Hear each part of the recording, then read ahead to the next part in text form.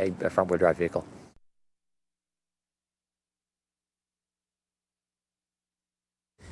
It's very important that when you put on 2 new tires, if that's what you wish to do, that they go on the back of the car. The reason being that you will now have the best traction capable on the back of the car, so that that end of the car will not spin out of control. Most people, especially on front-wheel drive cars, because front-wheel drive cars wear their front tires much quicker than the rear wheels get worn, rear tires get worn, so they put their new tires on the front. When you do that, you've increased the traction capability. We've already discussed that the front-wheel drive car has more traction on the front than it does on the back, so you've now even further diminished the capability in terms of traction on the rear of the car. And it's natural enough to sort of replace the tires that are the most worn, but please, if you're going to do that, put the new ones on the back, and the less worn of the other 2, put those on the front.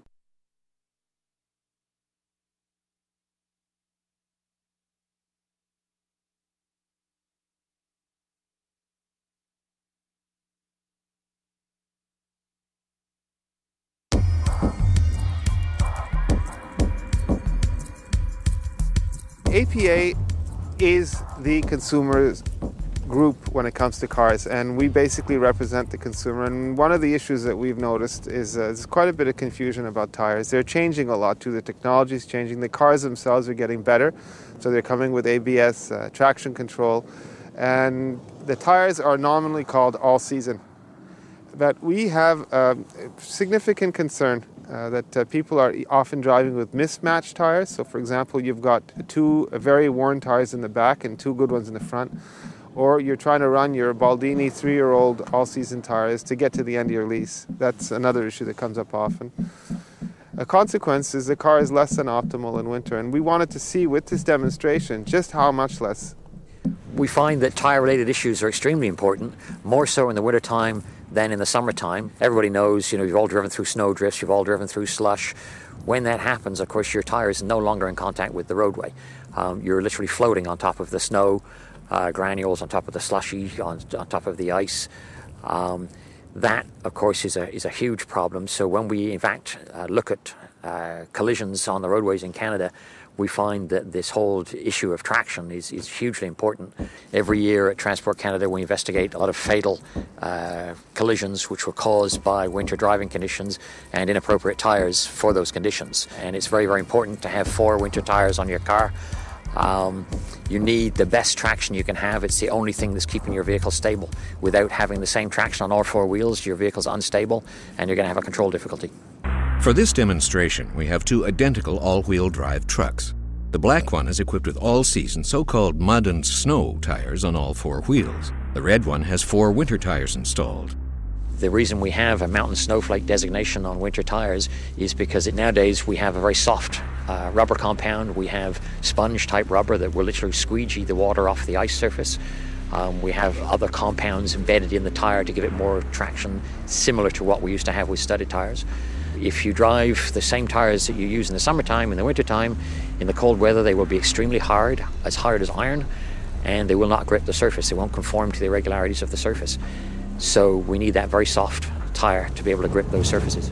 In our braking demonstration, the 2 trucks approach at the same speed side by side. When they reach a predetermined point, both drivers brake hard to activate the ABS. The all-season equipped black truck stops well after the marker, while the red truck with winter tires easily stops before the mark. 4-wheel drive has the benefit of gripping during acceleration to get started, but it's no different than a 2-wheel drive vehicle as far as stopping goes. So he's misled to think that extra grip on acceleration will be realized when he has to stop for any kind of situation. In the cornering demonstration, the 2 vehicles approach a snow-covered curve at the same speed. The leading truck with the all-season tires starts to slide at the rear. Then the front end loses grip too. The vehicle soon runs out of road, nose first. We try again. This time, the loss of grip at the rear is too severe to correct. The all-season equipped truck loses control and spins completely around. At lower speeds, the all-season truck tires were close in performance, but as speeds increased, the winter tires were clearly the best setup for winter driving conditions. C'est l'importance vraiment d'avoir des pneus d'hiver aux 4 roues, peu importe si le véhicule est à traction intégrale, à propulsion arrière ou à traction avant. For this demonstration, we have two rear-wheel drive vehicles. The white Ford is equipped with all-season tires on all 4 wheels. The gold Mercedes has 4 winter tires installed. Let's see how they compare. In our braking demonstration, the two cars approach at the same speed, side by side. When they reach a predetermined point, both drivers brake hard to activate the ABS. The all-season equipped white Ford finally stops after the marker, while the gold Mercedes with winter tires easily stops before the mark. In the cornering demonstration, the two vehicles approach a snow-covered curve at the same speed. The leading car with 4 winter tires safely negotiates the curve. The following car begins to slide, loses control, and spins completely around. And in case you're thinking that it's the car that makes the difference, let's switch the tires around and try again. This time, the gold Mercedes has 4 all-season tires. The white Ford has 4 winter tires. The Mercedes has so little traction it can barely get up to speed for the braking test, and then stops well after the marker, while the white Ford easily stops in time. In the cornering demonstration, the all-season equipped Mercedes slides to the outside of the corner and bogs down in the deeper snow. We try again, and this time the rear end loses grip and spins around. Unpredictability is the rule. Winter tires on all wheels is the best setup for winter driving conditions. Stability control is a huge asset when it comes to vehicle safety. It's already proven to be an improvement in terms of the crashes, the number of crashes that we're seeing in the real world. Numbers quoted anywhere from sort of 30 to 40% improvement. That's an excellent thing. The other excellent thing is that you do not need to train the driver as to how to use it. The potential worry is that the driver doesn't have the appropriate tires on that vehicle and therefore doesn't maximize the ability of this electronic hydraulic system. So very, very important that they do have the proper tires, because you still cannot exceed the laws of physics. If you don't have any traction, it doesn't matter what type of magic system you got on the car, you don't have traction, you're going off the road. How about comparing two very different rear-wheel drive vehicles? The sedan is equipped with 4 all-season tires. The pickup truck has 4 winter tires. In our braking demonstration, the two vehicles approach at the same speed, side by side. When they reach a predetermined point, both drivers brake hard to activate the ABS. The all-season equipped white Ford finally stops after the marker, while the truck with winter tires easily stops before the mark. In the cornering demonstration, the two vehicles approach a snow-covered curve at the same speed. The truck starts to slide, but with winter tires installed, the driver is able to maintain control.